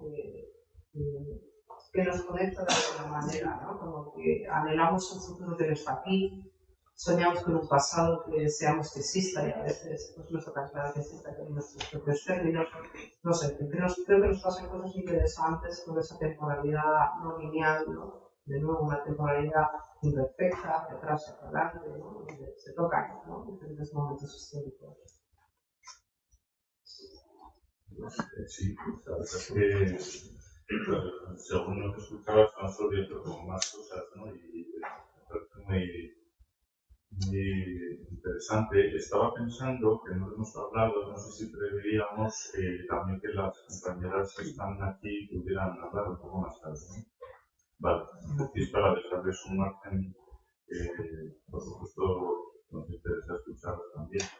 Y yo estaba pensando una pata más del armario que hacía mencionado antes cuando se hablaba del trabajo y que a mí me parece muy importante porque del mismo modo que habíamos comentado que el capital es una relación social y el armario también, claro, nos interesaba el efecto que tiene dinámicas en el mundo del trabajo. Para eso además utilicé un capítulo que me lo hace muy bien, que es sobre la película de Monstruos S.A., que supongo que lo habéis visto, pero que claro, te daba muchas ideas, porque es una peli muy divertida donde, si recordáis, hay unos monstruos que salen del armario en las habitaciones de las criaturas. Su objetivo es asustarlas mucho y con los gritos de esas criaturas se transforman en energía. La idea es fantástica. Se encapsulan esos gritos en bombonas y esa energía acumulada alimenta la luz de la ciudad de los que están al otro lado del armario, donde viven estos monstruos.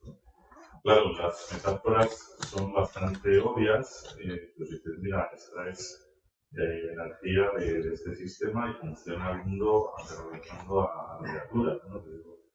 Pero luego, claro, porque al principio dice, bueno, ¿quién está saliendo del armario entonces? Porque los monstruos estos, claro, en mi primera lectura venían como del mundo heterosexual a las criaturas, ¿no? De las disidencias sexuales.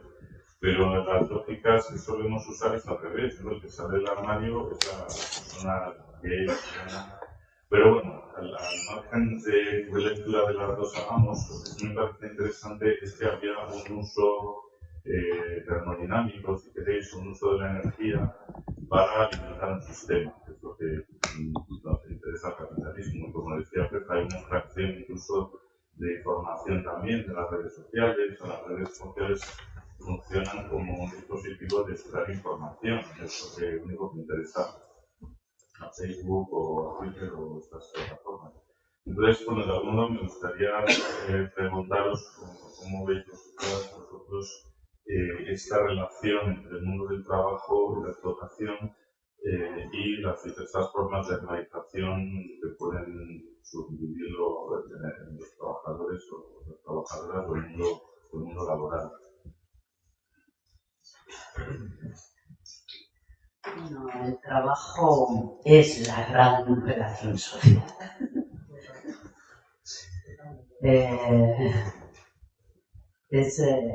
Es un tema muy complejo, pero a mí lo que, así como de entrada, es pensar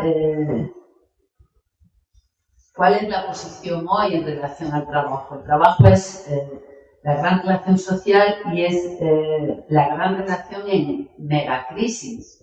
Es decir, no hay trabajo. No hay trabajo para todo el mundo y hay un trabajo que cada vez es más inmaterial también. Y por otra parte hay un trabajo que no se nos paga, bueno, las mujeres lo sabemos, especialmente está una deuda histórica, un trabajo de reproducción y de cuidados inmenso. Ahí pasan cosas también, hay una tensión muy fuerte con el trabajo. Y por otra parte está el capitalismo de consumo, es decir, trabajamos todo el rato porque todo el rato estamos consumiendo. Y además esta idea de trabajo se complejiza muchísimo más porque tenemos dispositivos de smartphone y cosas así, con lo cual estamos dando información a un sistema que reproduce y coloca los cuerpos y las vidas en lugares muy diferentes. Es decir, es una relación con el armario que tiene que ver con el acceso al consumo, con estar o no estar, con tener y poder comprar o no comprar. Y a mí eso me lleva a cuál es la posición de los gays, y digo gays numéricas, porque el gran sujeto visible, el gran sujeto fuera del armario, igual el gran sujeto que participa de la economía liberal y neoliberal y que desfila masivamente con la patronal o como patronal, directamente en esta relación con el trabajo, que para mí es una relación marxista, Mónica Ollera marxista, o un cuidro marxista que tensiona eso. Y hay un sujeto de esta sociedad de letras que está construyendo la visibilidad de una forma de trabajo sin cuestionar, sino creando una nueva atadura, creando toda una serie de situaciones que conviven, que alimentan y que explotan a otros y a los mismos sujetos a los que presumiblemente quieren liberar. Y eso se hace a través de un acceso de clase al consumo y una posición altamente comercial con todas las problemáticas que ello supone de explotación de otros cuerpos y de explotación de otras vidas. Es decir, la salida del armario del gay en el mundo neoliberal actual, para mí es altamente problemática. Por no hablar de otras cuestiones del armario, como hay poco tiempo dentro del mundo del trabajo, que por supuesto son complejísimas. Pues yo, por mojarme un poco, estaba pensando en las relaciones de trabajo de la universidad, que siempre trabajamos pensando, y decir que se hacen cosas LGBT, en la medida que son algo minoritario y grotesco y queda bien, ¿no? Y bueno, hay gente que tiene unos esfuerzos muy intensos por intentar cambiar cosas, que se da del proceso del papel con la institución, ¿no? Y que la institución rápidamente se suele deshacer de estas personas intensas, activistas, y busca otra un poco más moderna, más tranquila, que está mejor en la foto, ¿no? Entonces, en ese sentido, sí que creo que necesitamos como una identidad colectiva para generar cambios y para poder estar en el ámbito del trabajo de una manera distinta, porque si no es una labor de Juanas de Arco, ¿no? Luchando con el trabajo que es la universidad, que muchas veces es impenetrable, a no ser que tú te hagas tu pequeño oasis, ¿no? Yo creo que tenemos un lugar muy minoritario en nuestras políticas universitarias y que en muchos sitios lo LGTB está encabezado por personas cis heterosexuales contando cosas no son muy diferentes, ¿no? Entonces, en ese sentido, pienso que tenemos un lugar minoritario en la universidad, muchas veces por las temáticas que abordamos y por el trabajo que hacemos, porque por el volumen de publicaciones que tenemos o por repercusión social, estos temas tendrían que ser más grandes en la universidad, ¿no? Es decir, si nos hubiéramos dedicado a esa exposición de voto, pues nos iríamos mejor, ¿no? En el sentido de que tendríamos un rendimiento académico que haya ahí, yo creo, una solidificación de estar en toda la alteridad. Lo estamos viendo con Jasmine Pual y con otras personas, ¿no? Que son grandes nombres del pensamiento crítico y que los temas que eligen como ámbito de trabajo y activismo académico les están llevando a una expulsión de las grandes universidades a las comunidades periféricas, recibir menos invitaciones para ir a sitios, que hay un coste, otra vez estamos en ese otro lugar, ¿no? No sé si alguna vez salimos de ahí, de esa visibilidad de ser un tema para una día del año y que estos temas de pronto pues estamos viendo otra vez minoritarios o pesados o incómodos, o nos invitar hasta una persona que no habla de Palestina o que no habla de nacionalismo, ya que bien estamos en el trabajo con las políticas de igualdad. En fin, yo creo que hay una necesidad de un pensamiento crítico muy más que nunca.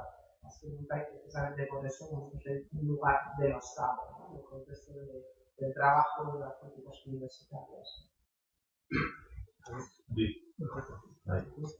Bueno, ya habíamos planteado que desde un día hasta las 12 hubiera una participación de las demás personas. Sí, sí.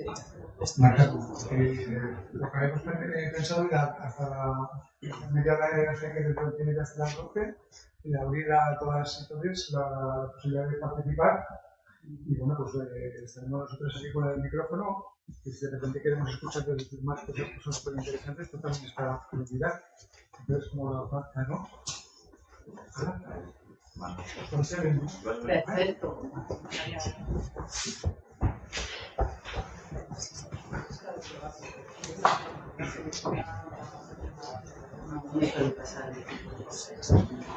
Bueno, estoy un poco perdida, la verdad. Ya soy mayor, ando militanta y ahora no milito y me he debido perder bastantes debates porque he oído cosas aquí como que me han llamado mucho la atención y simplemente las voy a poner sobre la mesa, ¿no?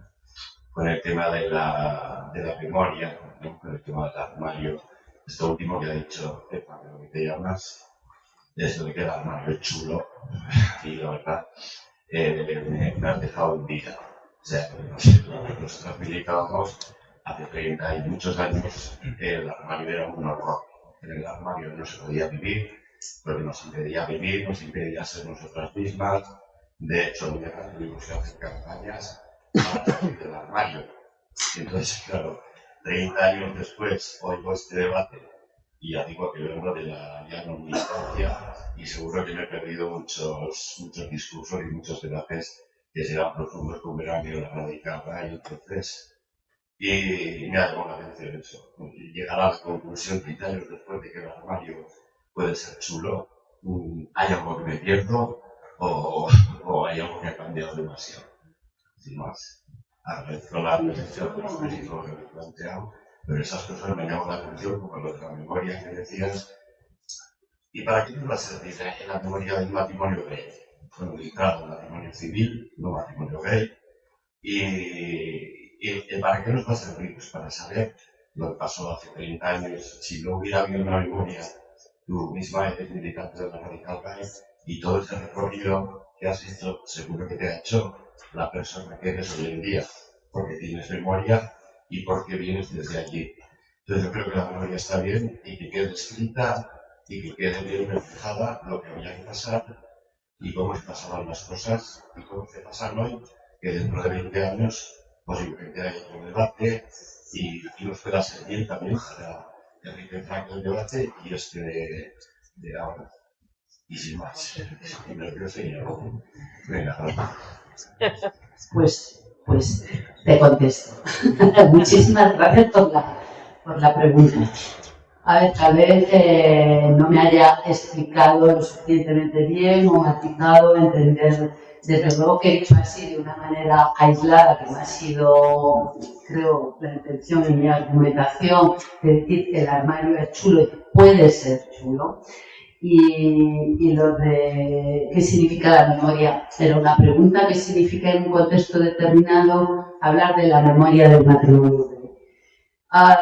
Lo que intentaba explicar es que no estoy haciendo un alegato en defensa del armario per se. Partíamos de la idea de que el armario es una relación social. Entonces ahí me sitúo. Y también partíamos de la memoria en tanto que un gesto político de radicalidad. Comparto contigo totalmente de que el trauma, la atención y las relaciones de armario individualizadas que nuestra propia historia, nuestra propia biografía, pero incluso la biografía de nuestras antepasadas, puede ser problemática. Pero mi argumento estaba en relación a los procesos a los cuales se nos invita a participar y a existir. Y en ese sentido,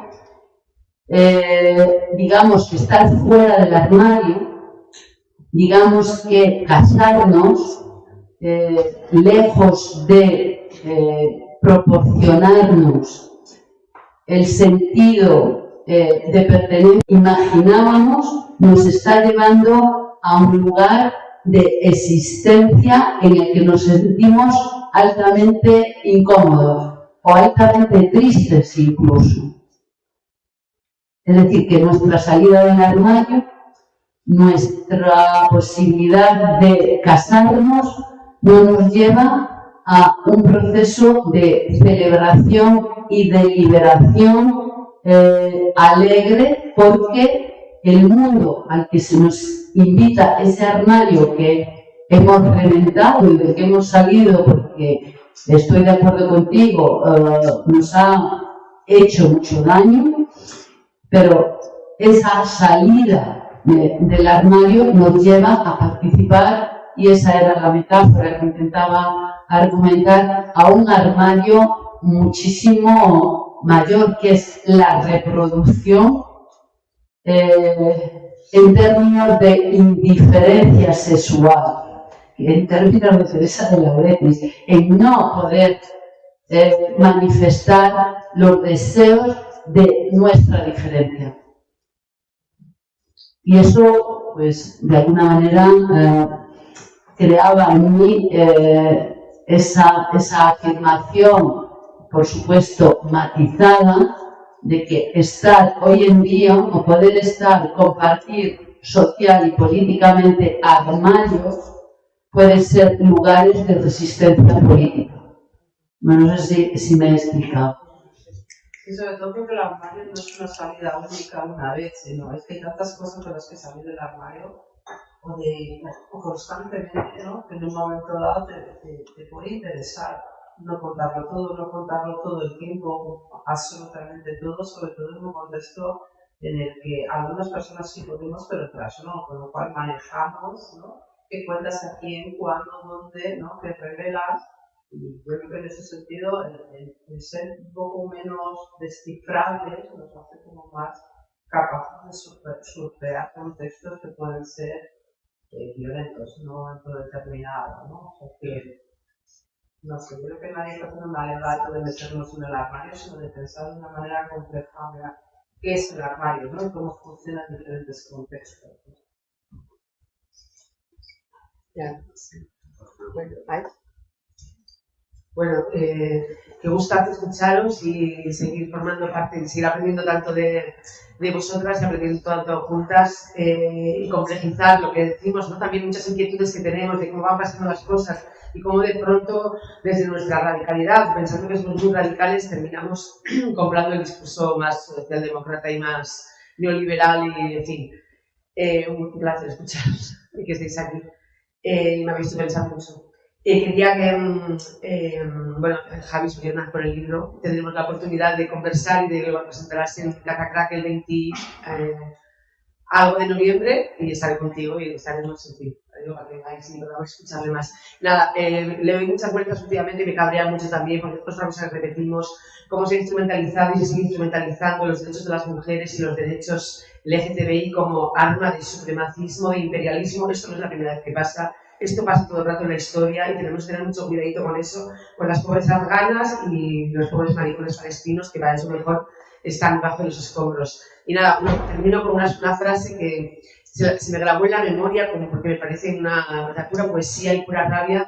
Hace unos cuantos años pues había otro escándalo de estos en los que nos echábamos las manos a la cabeza por unos crímenes homófobos que se habían dado en Marruecos. Y recuerdo las palabras que las tengo grabadas a fuego de una activista marica marroquí que desde allí nos dijo: españoles hipócritas, que tenéis a vuestros abuelos todavía en las cunetas y nos queréis dar lecciones de democracia. Españoles hipócritas, eso es lo que sois. Y si no se me quedaban las palabras.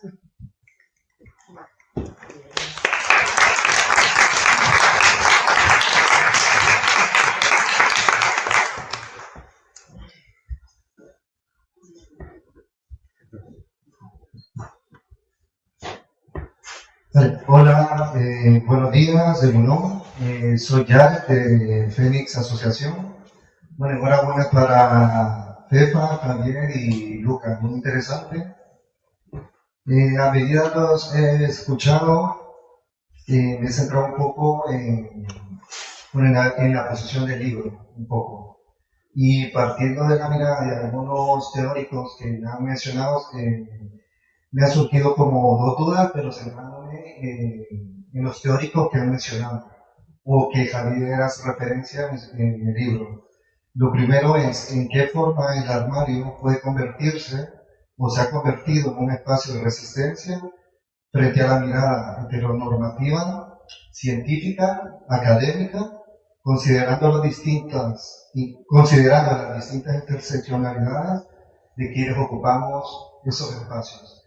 Y lo segundo es, partiendo de la biopolítica del armario, de qué manera el armario funciona o está funcionando como un dispositivo de control biopolítico que refuerza la cis-heteronormatividad y cómo varía su impacto dependiendo de la posición social y de los privilegios.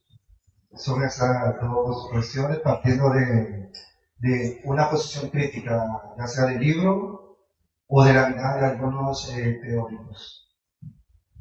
Vale, pues rápidamente se establezco la pregunta, también a Alexia, una intervención tan potente.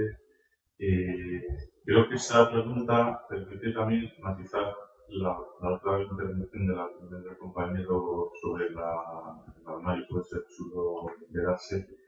Yo creo que ahí, cuando hablamos de la mirada heterocuriosa, es donde explicaba mejor para mí por qué a veces puede uno decidir quedarse en el armario. Es decir, hay una interpelación, una mirada clínica, médica, de los medios de comunicación también, de localizar a la marica, a la lesbiana, a la trans y una explotación mediática. Y ahí es donde yo creo que no hay que responder. También se me invita a Telecinco para salir del armario como gay y contar mi dramática vida y llanto y crear audiencia, pues seguro que igual les mando la mierda y no voy. Y me quedo en el armario. Pues si quieren que diga mis prácticas sadomasoquistas en ciertos espacios para sacarlas a la luz, iluminadora, la verdad heterosexual, pues igual no quiero. Quiero divertirme con mis amigas y mis juguetes en un sitio armonizado, entre comillas, en ese sentido. Pues si quiero confabular con mis amigas lesbianas, fuera de la mirada esta médica de qué es la sexualidad lesbiana, pues igual no hay que responder. Yo creo que en ese sentido puede ser un espacio de resistencia y de creatividad y de confabulación. Por eso hay una tensión de la que hemos hablado, que también la mencionaba Paco Vidarte de forma muy divertida en algún texto de la radio, con el ejemplo de los vampiros. El vampiro pues le sienta bastante más salir a la luz. Entonces se comparaba con una rica vampira, en el que, bueno, igual no quiero irme mal quedarse a veces en la cripta, haciendo cosas divertidas y no la noche está de los Telecinco y de los médicos que te ponen ahí encima de la camilla para identificar la verdad de tu sexo, eso que decía Lucas, ¿no? Parece que hay, se quieres en realidad, ¿no? Pero tú eres de verdad, parece que había una verdad del sexo que intenta localizar la mirada médica psiquiátrica desde hace 200 años. Y ahí es donde llamamos, al menos llamo a estrategias de ocultamiento de armarios. Bueno, mira, yo en este momento me voy a quedar en el armario, no quiero que me diseccione usted sobre su mesa de entomólogo, psicoanalista, psiquiatra o estos horrores de los medios de comunicación. Porque también hay una serie de privilegios, como decía Pepa, tú puedes salir como gay, blanco, de clase media, que se ha casado, te van a recibir bastante bien si sales del armario. Ahora, si sales como sadomasoquista, que va de cruising por la noche, que tiene muchas parejas sexuales y que tiene VIH, pues igual no es tan fácil salir del armario. O sea que hay montones de privilegios, bueno, y si eres negra y mujer, pues ni te cuento, ¿no? O sea que ahí vemos un poco los estratos, los niveles de poder y de represión que están atravesando lo que llamamos diversos tipos de armarios, ¿no? Esa era un poco mi posición ahora mismo.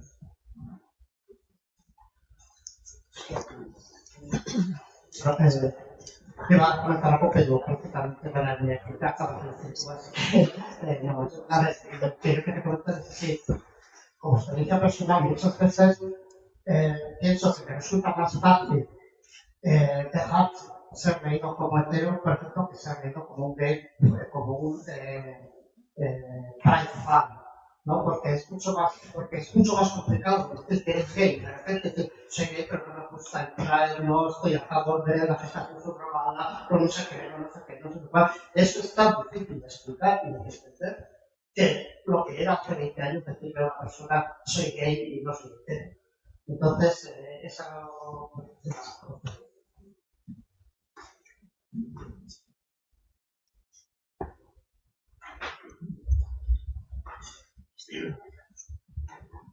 Bueno, a mí también me este libro, me apunto, no me leo el libro, pero me lo apunto como deber para leerlo. Cuando acabe con el de la base, que acabo de comenzar, que le entienden al género y estaré como asustado. Pero bueno, ese es el siguiente.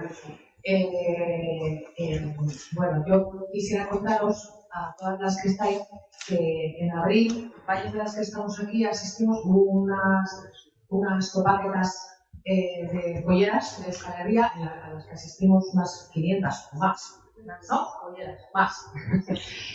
Bueno, han sido este abril súper constructivas, interesantes, maravillosas y en el contexto de esto que traigo aquí a colación para contaros a todas, se ha creado un archivo, las antilatarias, las organizadoras han creado un archivo que se llama Boyología, que es una genealogía visual del movimiento, los movimientos bolleros de Euskal Herria, desde, creo que vino por el resto, si lo digo, si no, estoy hablando de memoria, desde 1970 al 2010, y que a mí me ha parecido brutal, yo creo que a todas las que asistimos y estamos aquí, y se está llevando a varios municipios, a diferentes lugares, o sea, es itinerante, entonces se puede llevar, si estáis aquí, gente de ayuntamientos o tal, que tengáis, o de colectivos, que tengáis, que podáis incluir en vuestros ayuntamientos para llevar de la biología era pues la exposición, os invitamos a que lo hagáis. Y, por ejemplo, que yo sepa todavía que Hernani y Ondarru sí, y la experiencia, o sea, ha estado, en los casos además que ha sido así, en casas de las mujeres, expuesta y ha posibilitado generar conversaciones más intergeneracional entre mujeres y personas disidentes de género al respecto del de cómo vivir, cómo permitir, porque han generado conversaciones casi muy interesantes. Es decir, este archivo es un ejemplo de algo que está resultando hasta el momento constructivo, sanador y... No, y porque de base, que estamos viendo a lo que ha dicho Cefa, todo era cuestionable. O sea, somos de izquierda porque somos de izquierda, somos lesbianas, somos bolleras.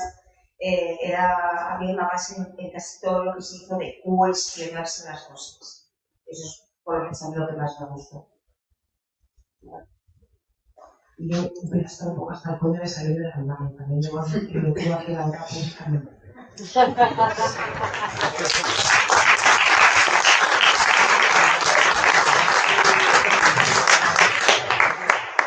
Bueno, eskerrik asko, hiruoi, eta, bueno, Javierri, lana zehatzea, nik beste armaitu bat buskatuko dut, hizkuntzaren kasu honetan. Eta lan horretan, topat, eta, bueno, gaur, egin duzuen azalpenean, hizkuntza kudeaketan, da euskararen biziberritzearen garen hori, hemen bat baino gehiago da gaude, eremu desberdinetan, oso material eta oso informazio eta oso, bueno, aurretik hangoaz, eremu honetan, zentzu askapenaren eremuan, soziolinguistikak jakintzak gai bezala, material asko aurkituko duenen eta eskarrak emateko hartu ditza. Dituzit oso, bueno, tresna asko topatuko ditugula, topatzen ari garen bertan, gure, bueno, hizkuntz esperientzia bizipena eta biziberritze prozesua arrakastaz aurrera egiteko. Eskerrik asko.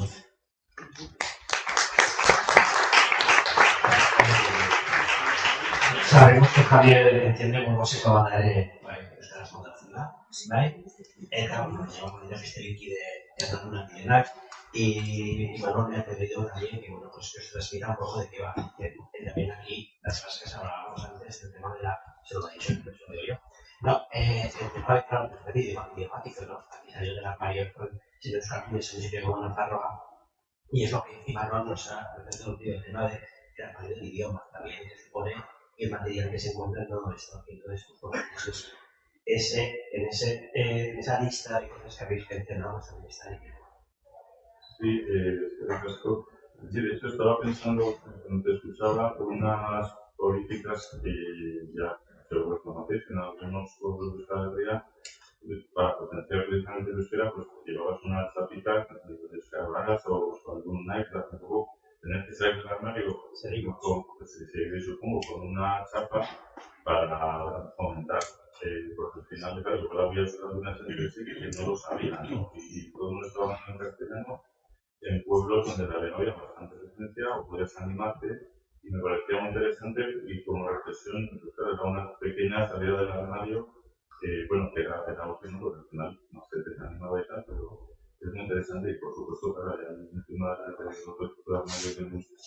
lingüístico, pues bueno, se les da A mí me llama mucho la comunidad sorda, ¿no? De esta gente que va a tener un idioma más que una lengua minoritaria, donde todo el mundo se imagina, ay, son sordos, son LGBT, siempre están peor que la gente que es oyente, y precisamente este sentido comunitario es todo lo contrario, ¿no? Como la imposibilidad del secreto hace que sea muy difícil que exista el armario, ¿no? Con lo cual, es un contexto donde la gente, digamos, tiene algunas pocas menos pruebas que el resto de la gente adulta, donde más permeabilidad, ¿no? Porque no te podrías imaginar si percibes, ¿no? La cuestión de estos son LGTB, estos son sordos, ¿no? Si tienes una mirada sumativa de la interseccionalidad, imaginarías que sus vidas están tensionadas por más exclusiones, y no es el caso, ¿no?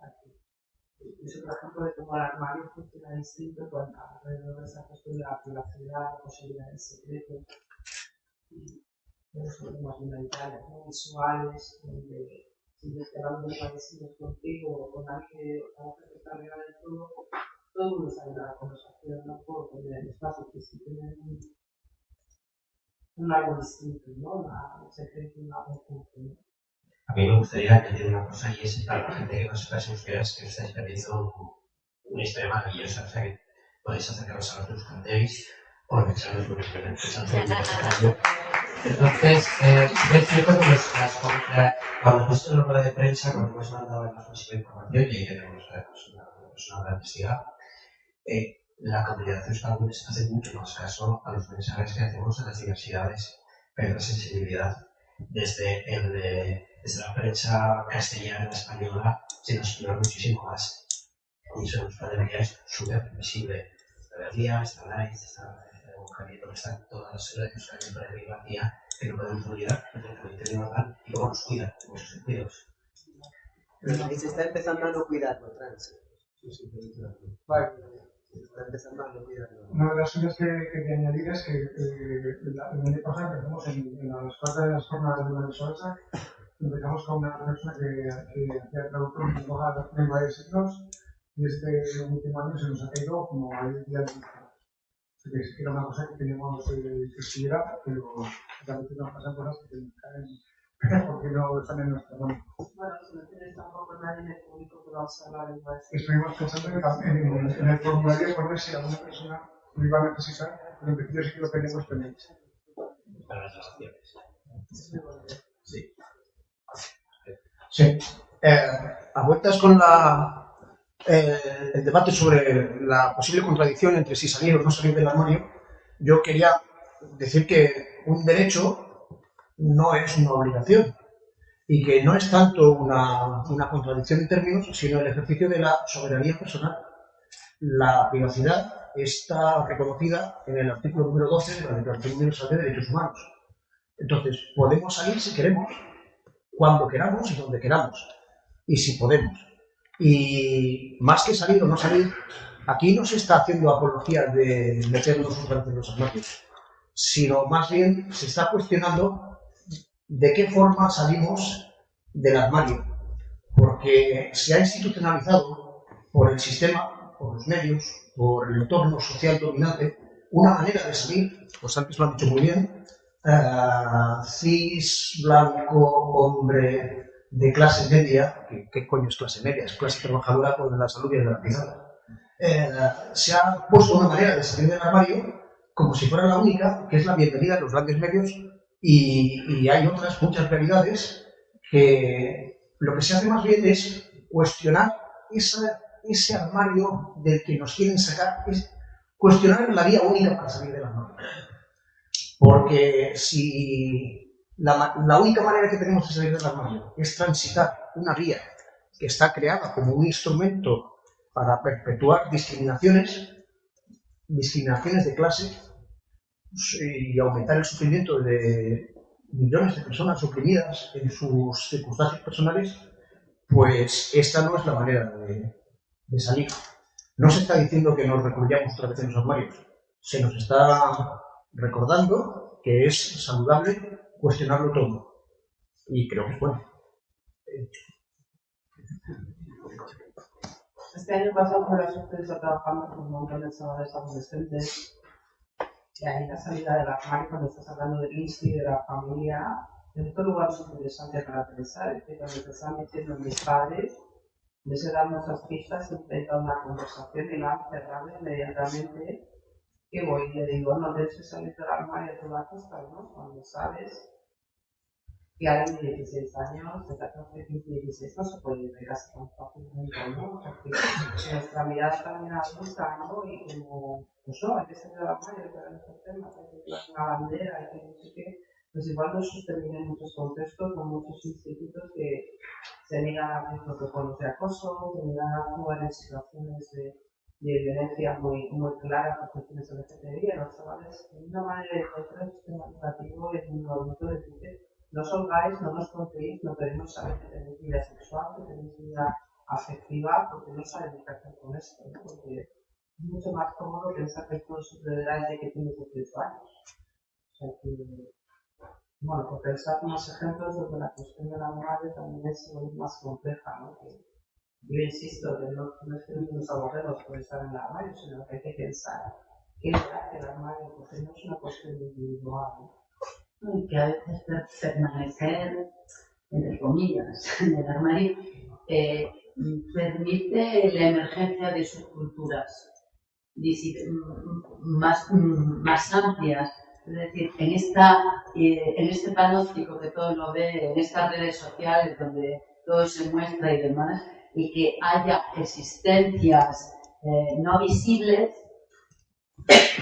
esos adolescentes de los que habla, esos estudiantes de los que habla Lucas, decidan no salir del armario en el cole, en el instituto en el que están, y sin embargo puedan crear una subcultura nocturna y crean unas formas de vida, nuevas formas de relacionarse, nuevas formas de contestar y nuevas alianzas para redefinir lo público desde otro lugar.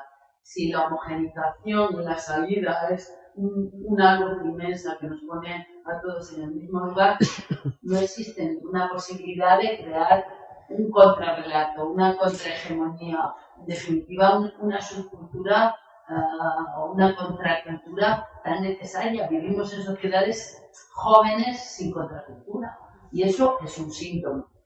Por eso también a veces es necesario repensar los lugares. Y la noche, yo por ejemplo, no sé cómo está ahora, pero en la radio y en el SD siempre decíamos que la noche nos hacía libres, es decir, la noche, la fiesta, la música, lugares en los que no aparece la luz, son lugares de redefinición muy potentes del deseo político, sexual, erótico y político. Para terminar, bueno, decir que no se da 5 minutos y yo solo quería una matización o una aportación similar a lo que está diciendo, y es que si os fijáis, al final el debate se vuelve a enquistar en lo de salir o no del armario individual, cuando la expresión que queríamos era que es otra vez, ¿quién ha escrito esta norma antes que nosotras? ¿Quién ha implantado ese dispositivo para que tengamos que posicionarnos? Eso es lo que me parece más interesante. O sea, hay al final alguien que ha escrito antes que nosotras una ley, una norma, un dispositivo que se llama armario, y eso es lo más difícil de ver, ¿no? Es como echar la mirada para atrás o para arriba y decir, bueno, pues nos están enlazando siempre a responder, o a negarnos, o a acusarnos, o a decir que sí, o a salir del todo, pero lo más interesante es que ya ha habido un poder que llamamos pues, el sistema centrado, capitalista, etcétera, que ya ha creado los caminos previamente, y eso es lo interesante, yo creo, saber el dispositivo antes de responder. Podemos comunicar por redes, negarse también a responder, no hablar con el enemigo nunca, no dar ninguna información, no responder. Pero esa es una forma de cuestionar, es decir, bueno, el armario como un mecanismo que ya está ahí antes, y tú te encuentras ahí emplazada, situada, que pues haga lo que haga, no me interesa muy bien lo que voy a hacer, me interesa cuestionar este lugar que ya está antes que yo. Mira, esto que comentas ahora, ¿no? Me viene un poco también la cuestión de la conciencia del armario, ¿no? Porque al final también hay una historia de que si yo alrededor fuera de la burbuja, todo Dios está dentro del armario. Entonces igual también tiene mucho que ver con no el armario, sino la conciencia del armario, ¿no? Pero igual hace más creativa ese miedo, ¿no? Así hay que salir, hay que entrar, o como diálogo, ¿no? La sociedad está petada de gente que no tiene conciencia de estar en todos esos armarios.